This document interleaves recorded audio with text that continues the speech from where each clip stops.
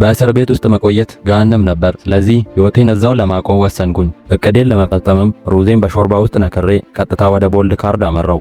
እሱም በአካባቢ የሚታወቅ የጋንግ መሪ ነበር። ልትገለኝ ትችላለህ? በዚህ ድርጊቴ ሁሉም ደነገጡ። ማንም በሱ ላይ እንዲህ አይነት ድፍረት አሳይቶ አያውቅም ነበር። ተከታዮቹ ሊያጠቁም ሲሉ በእጁ ምልክት ሰጥቶ አቆማቸው። እኔ ግን ምህረት አልፈለኩም ነበር። የምግብ ትሪውን አንስቼ ፊቱ ላይ ሰነዘርኩት። ካርል በድንጋጤ አበደ። ሊወጋኝ ሲሞክር በተሰነዘረበት ድንገተኛ ምት መሬት ላይ ተዘረረ። ሁሉም እስረኞች በድንጋጤ ተዋጡ።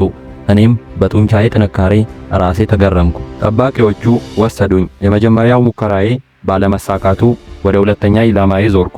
እሱም በጭካኔ የተሞላውና ሁሉም የሚፈራው ሳይኮፓዝ ገዳይ ነበር። ወደሱም ሂጄ ቤተሰቦቹን በመሳደብ አበሳጨሁት። ቢላውንም አውጥቶ ሊወጋኝ ሲል ቢላውን ቀምቼ ራሴን ወጋሁት። ገዳዩ በድርጊቴ ደነገጠ። ከእሱ የባሰ ጨካኝ ገጥሞት አያውቁም ነበር።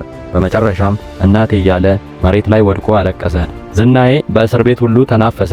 ማንም ሊቀርበኝ አልፈለገም፣ አልደፈረም። ጠባቂዎቹም እንኳን ልዩ እንክብካቤ እያደረጉልኝ ጀመር። እኔ ግን የፈለኩት ይሄንን አልነበረም። አንድ ቀን ማታ አንድ እስረኛ ለማምለጥ ሲሞክር በጠባቂዎቹ ተረሽኖ መሞቱን ሰማው።